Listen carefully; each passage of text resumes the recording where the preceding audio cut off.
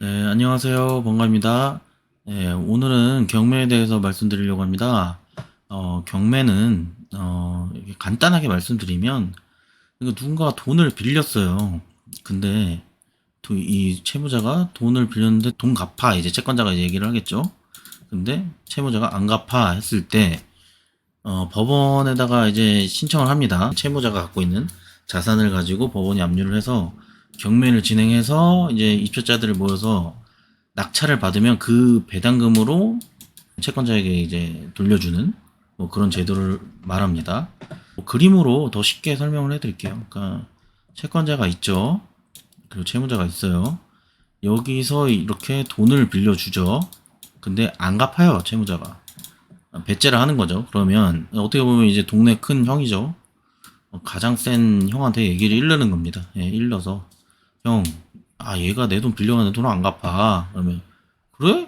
그럼 봐봐. 그래서 뭐 하긴 하겠죠. 이 채권자는 은행이 되기도 하고 개인이 되기도 하는 거예요. 그럼 법원이 야, 너 왜 돈 안 갚아? 그러면 얘가 재산이 뭐가 있을 거 아닙니까? 뭐 부동산이든 차량이 됐든 어쨌든 못 갚는 것들이 있을 거예요. 그러면 그런 것들을 쫙 법원이 살펴본 다음에 너 이걸로 해가지고 경매를 진행해야겠다. 그래서 이 물건을 가지고 경매를 진행을 합니다.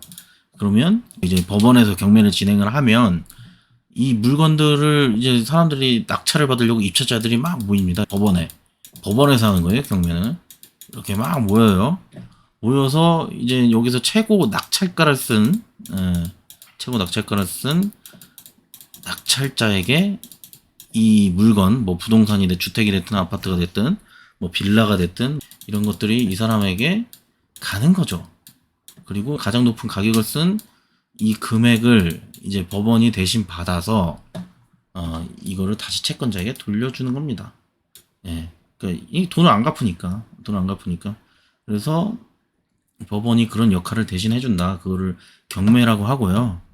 경매에는 두 가지 종류가 있습니다. 임의 경매와 강제 경매가 있어요. 이 둘의 차이는 뭐냐면 임의 경매는 담보권이 설정돼 있는 물건. 그러니까 예를 들어서 저희 뭐 전세 살 때 전세권, 전세가 등록돼 있을 거 아니에요.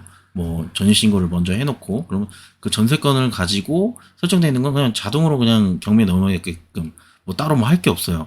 그리고 뭐 은행, 뭐 근저당, 저당, 질권, 유치권 등 이런 걸 다 담보권이라고 그러는데 이런 것들이 설정돼 있는 걸로 그냥 자동으로 그냥 임의로 넘어간다. 그래서 임의 경매라고 하는 거고요. 그러면 강제 경매는 뭐냐? 이거는 좀 얘보다 좀 피곤한 겁니다. 그러니까 예를 들어서 돈을 빌려줬어요. 근데 이런 뭐 물건에다가 뭐 내가 뭐 담보권을 설정해 놓은 게 아니고 문자나 뭐 이런 기록이 있겠죠. 그러면 법원에다가 민사소송을 합니다. 쟤 돈 안 갚아요. 라면서 얘기하면 근데 그럼 이 법원이 이제 보겠죠. 뭐 그런 증거들을 보고 뭐 문자가 됐든 뭐 통화 기록이 됐든 뭐 이런 것들을 본 다음에 너 맞네. 진짜 얘 말대로 돈을 안 갚았네. 그러면 이거대로 경매를 강제로 이제 집행을 해버리는 겁니다. 그러니까 판결 결과, 그러니까 우리가 아는 판결문을 가지고 경매 신청을 해서 경매를 진행하는 걸 강제 경매.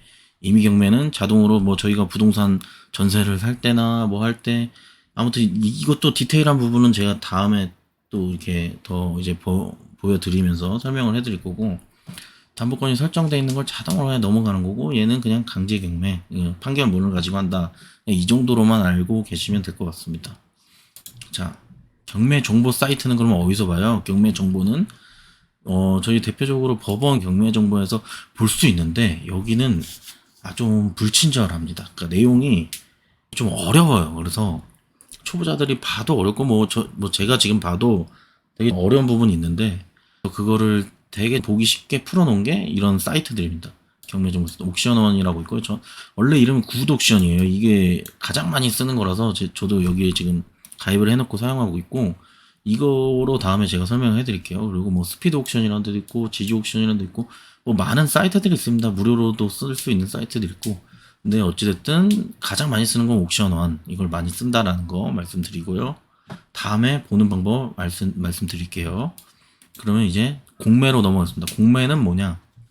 방금전처럼 경매 돈 안 갚으니까 뭐 또 갚아라 해서 대신 법원이 해주고 이런 건데 이거는 공매는 정부 기관에서 하는 겁니다. 그러니까 세금을 안 냈을 때 진행하는 게 공매예요. 그러니까 예를 들어 세금 내. 아, 또 안 내. 그러면 재산을 압류를 하죠. 그러면 이 캠코가 한국자산관리공사라는 데입니다. 캠코는. 그래서 여기서 매각 절차를 진행해서 세금을 강제로 징수하는 거죠. 그리고 경매는 직접 그 정해진 시간에 법원에 가야 됩니다. 뭐 아침 10시면 10시, 11시면 11시 딱 그 물건이 진행하는 그 경매할 때 가야 되는데 공매는 편리해요. 이 온비드란 사이트에서 모든 정보 뭐 인터넷으로 이제 입찰도 할 수 있고요. 그다음에 낙찰도 받을 수 있고 굉장히 편리합니다. 그래서 아마 뭐 직장 다니시는 분들은 공매를 또 많이들 하더라고요. 그러면 이 사이트 이거 잘 봐주세요.